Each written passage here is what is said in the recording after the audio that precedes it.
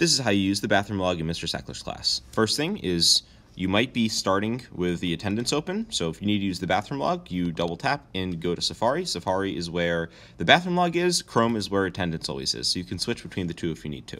So once you're in Safari, you can tap on where it says student ID, and you'll notice nothing appears. You have to double tap in order to get the keyboard to appear, and then you type your ID number with none of the letters. So just for example, if your ID was AR513120, you just type in 513120, and then you click off onto the location, and your name will appear. You click bathroom wherever you're going, and then for time in, time out, you tap in the cell. You do not type the name. You hit on the top, the check in and check out, and you're going to check in and check out, and the time will autofill from the iPad's clock.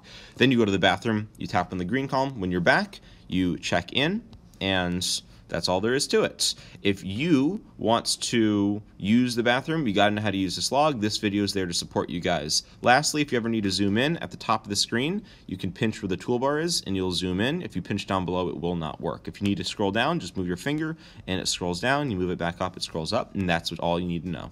Thank you guys.